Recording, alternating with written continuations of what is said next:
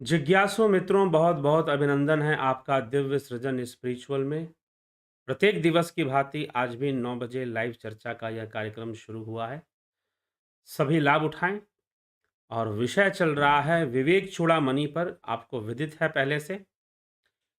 तो जो विषय है, ब्रह्म और आत्मा के एकत्व बोध के बिना मुक्ति सिद्ध नहीं होती। मुक्ति सिद्ध नहीं होती। आदि गुरु शंकराचार्य कहते हैं कि ब्रह्म और आत्मा का एकत्व बोध, मतलब कि यह संशय दूर हो जाए कि ब्रह्म और आत्मा अलग-अलग है। इस संशय को हमेशा के लिए दूर कर लीजिए, खत्म कर लीजिए।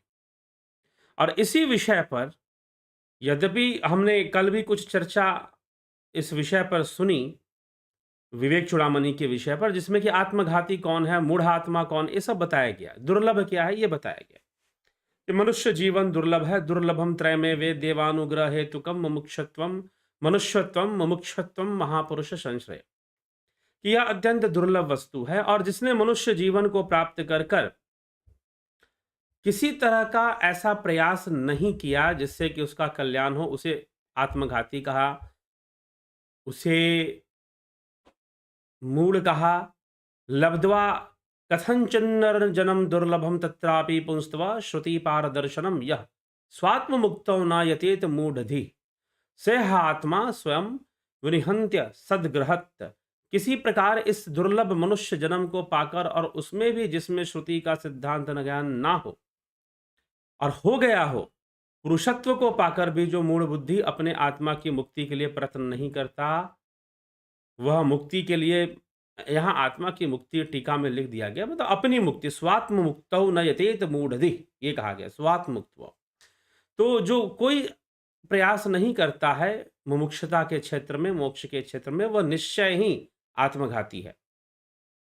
यहां तक कि कुछ ऐसे भी लोग हैं जो श्रुतियों का ज्ञान तो प्राप्त कर लेंगे, लेकिन आत्म कल्याण हेतु कोई प्रयास, जरा सा भी कोई प्रयास नहीं कर रहे, तो वो आत्मघाती हैं।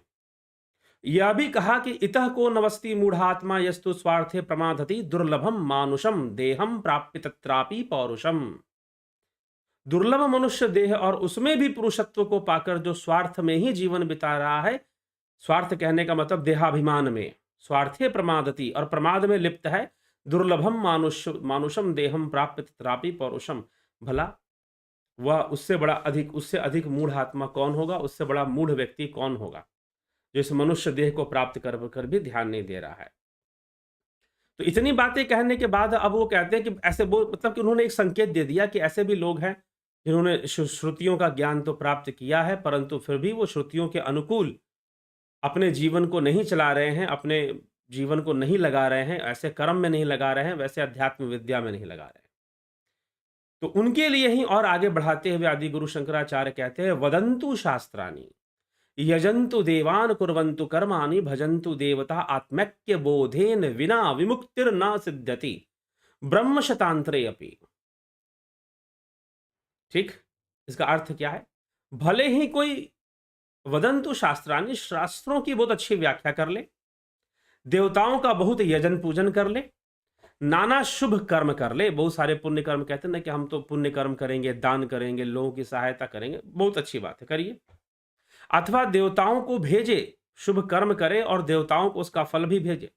तथापि जब तक ब्रह्म और आत्मा की एकत्व बोध आपको नहीं हुआ, तब तक 100 ब्रह्माओं के बीत जाने पर, 100 युग नहीं, 100 कल्प नहीं, 100 ब्रह्माओं के बीत जाने पर, ठीक, 4 युगों से एक कल्प बनता है, और ब्रह्मा की रात्रि और दिन माना जाता है उसमें।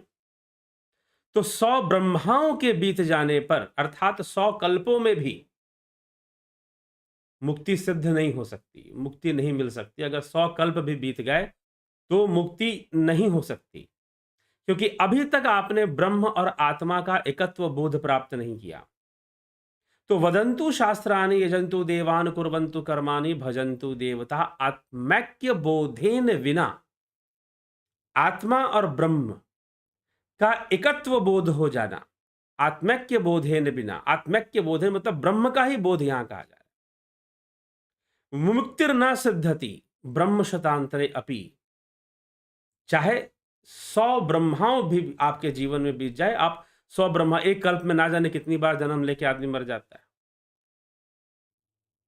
ठीक है? एक युग में ही कितनी बार वो जन्म ले लेता है,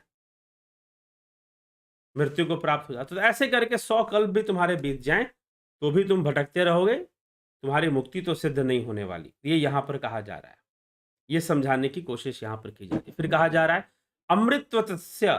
अमृतत्वस्य नाशास्ति वित्ते नित्येव हि श्रुति ब्रवीति कर्मणो मुक्तिर हेतुत्वम स्फुटम यतः। अर्थात धन से कभी अमृत वर्षा नहीं होती, धन से कभी अमृत वर्षा संभव नहीं है, ठीक है? धन से अमृतत्व की आशा नहीं की जा सकती है, अमरता धन से नहीं आ सकती है।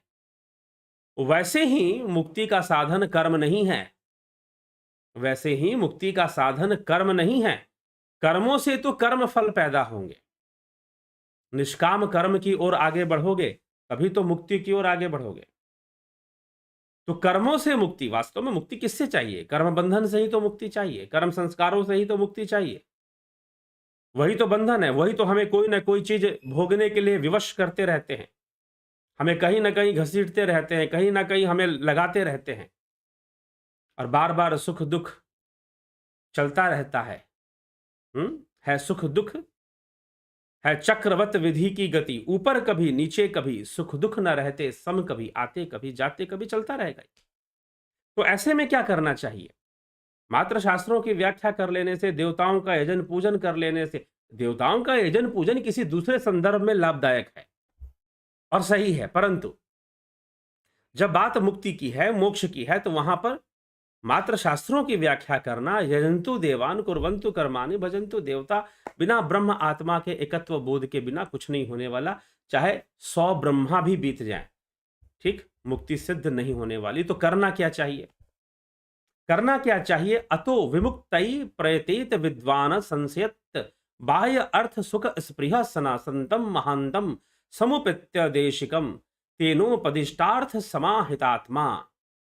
इसीलिए विद्वान संपूर्ण बाह्य भोगों की इच्छा को त्याग कर, मतलब कि बाह्य भोग जो है परिवर्तनशील संसार है, उसमें ऐसी कामना ना रखे ज्यादा। और संत शिरोमणि, कोई संत हो, कोई ऐसे महात्मन हो जो ब्रह्म और आत्मा के एकत्व बोध के रहस्य को सही से जानते समझते हो, तो उनके उपदेश किए हुए विषय में समाहित होकर मुक्ति के लिए प्रयत्न करना चाहिए। किसी ऐसे योगी पुरुष, किसी ऐसे महात्मा या महापुरुष, यहाँ संत महात्मा कहा जा रहा है, तो संतम जिन्होंने ब्रह्म और, क्योंकि यहां पर यही कहा गया ना, पहले कह दिया गया, पहले ही कह दिया गया कि ब्रह्म और आत्मा के एकत्व बोध के बिना मुक्ति सिद्ध नहीं होती। इसीलिए यहां पर जिस संत की बात की जा रही है कि कोई संत या कोई महात्मा के निर्देश में, उनके उपदेश के अनुसार हमें विषय, उपदेश किए हुए विषय में समाहित होकर मुक्ति के लिए प्रयत्न करना चाहिए। उनके उपदेशों को समझकर मुक्ति के लिए हमें प्रयत्न करना चाहिए। कौन महात्मा? जिन्होंने ब्रह्म और आत्मा का एकत्व बोध कर लिया है, उसे समझ लिया है, उसको जान लिया है, ठीक। तो यह इस प्रकार से यह मुक्ति का साधन कि बिना ब्रह्म और आत्मा के एकत्व बोध के बिना मुक्ति नहीं होती। चाहे तुम शास्त्रों की व्याख्या कर लो, देवताओं का यजन पूजन कर लो, व्रत उपवास बहुत सारी चीजें कर लो, शुभ कर्म कर लो, फिर भी नहीं होती। जिस प्रकार से धन से अमृत वर्षा संभव नहीं है, अमरत्व की प्राप्ति धन से संभव नहीं है, वैसे ही कर्मों से मुक्ति संभव नहीं है, निष्काम कर्म से है। निष्काम कर्म से हम मुक्ति की ओर आगे बढ़ते हैं। तो कर्म तो बंधन का ही कारण बनते हैं, कर्म तो हमें बांधते ही बांधते हैं। इसीलिए आत्मा और ब्रह्म का एकत्व बोध जब तक ना हो जाए, तब तक मुक्ति सिद्ध नहीं होती। तो जिज्ञासु मित्रों, लाइव चर्चा में प्रत्येक दिवस 9 बजे हम यहाँ उपस्थित होकर इन विषयों पर, आध्यात्मिक विषयों पर हम चर्चा ले आते हैं, करते हैं, मिलते हैं आप सभी से प्रतिदिन। तो जरूर आप इसका लाभ उठाते होंगे और दूसरों तक भी आप इसको अवश्य ही शेयर करते होंगे, पहुंचाते होंगे। तो बहुत बहुत अभिनंदन है आप सभी का इस कार्यक्रम और इस चैनल में। और भी कई विषय हैं जो निरंतर आगे बढ़ते रहते हैं, चलते रहते हैं, उस पर चर्चा करते रहते हैं। विवेक चूड़ामणि को भी हमने अपने इस कार्यक्रम में ले लिया है और उसकी संपूर्ण व्याख्या हम यहाँ पर करेंगे। तो ब्रह्म और आत्मा का एकत्व बोध कैसे होगा? जब ये संशय ही दूर हो जाए कि ब्रह्म और आत्मा अलग अलग हैं, मात्र अध्ययन से नहीं, अनुभव के स्तर पर, ध्यान योग से, और यह संशय कब दूर होगा? ब्रह्म आत्मैक्य बोध की स्थिति कब बनेगी? तो तुरीय अवस्था में, चतुष्पाद में बनेगी। आदि गुरु शंकराचार्य ने तुरीय अवस्था में ब्रह्म और आत्मा की एकत्व बोध की बात मानी है। तो इसीलिए मांडुक्य उपनिषद से भी ऐसी व्याख्या और मांडुक्य कारिका से भी ऐसी व्याख्या मिलती है। तो इसमें बस एक उपदेश दिया जा रहा है कि बहुत शास्त्रों को व्याख्या करने से या फिर बहुत घूमने फिरने से और यजन पूजन करने मात्र से सब कुछ नहीं हो जाएगा। आपको ऐसे स्पष्टवादी किसी योगी के उपदेश को भी ग्रहण करना चाहिए जो आपको सही तरीके से समझा दे, जो शास्त्रों के ज्ञाता होने के साथ अनुभव ज्ञाता हो, अनुभवी हो, वो जानता हो कि भाई ये चीज ऐसे है। नहीं तो फिर बड़ी बड़ी बातों के नाम पर हमें मिलती बहुत छोटी चीजें हैं। कई बार बड़ी बातें, ब्रह्म ज्ञान और पता नहीं क्या क्या बड़ी बड़ी बातें तो होती हैं, लेकिन मिलती लोगों को बहुत छोटी चीजें हैं। लेकिन वो मान के चल लेते हैं कि वो छोटा ही बड़ा है। यहां पर बहुत बड़ी दिक्कत आ जाती है, बहुत बड़ी समस्या आ जाती है, क्योंकि उसने छोटे को ही बहुत बड़ा मान के बैठा हुआ है। उसने तारे को ही सूरज मान लिया है। ठीक, तो इस तरह की समस्या आनी शुरू हो जाती है। तो ये हमें इससे बचना चाहिए और कोई इस ऐसा जो जानकार है उसके शरण में जाना चाहिए। आदि गुरु शंकराचार्य कहते हैं संतम महांतम, जो कि आत्मा ब्रह्म के एकत्व बोध को समझने वाले, बताने वाले, उनका उपदेश सुनकर ध्यान योग के मार्ग पर चलना चाहिए। ध्यान योग का यह ऑनलाइन कोर्स चैनल पर चलता रहता है, आप उसका जरूर लाभ उठाएं। 11 तारीख से चल रहा है। ज्वाइन करना चाहते हैं, संपर्क कर इसको ज्वाइन कर लें। यही हमें ब्रह्म और आत्मा के एकत्व बोध तक ले जाता है। ध्यान योग से ही हम वहां पहुंच पाते हैं। तो इसी के साथ आज विराम देते हैं और कल फिर 9 बजे आपसे मिलेंगे चर्चा में। बहुत बहुत आभार।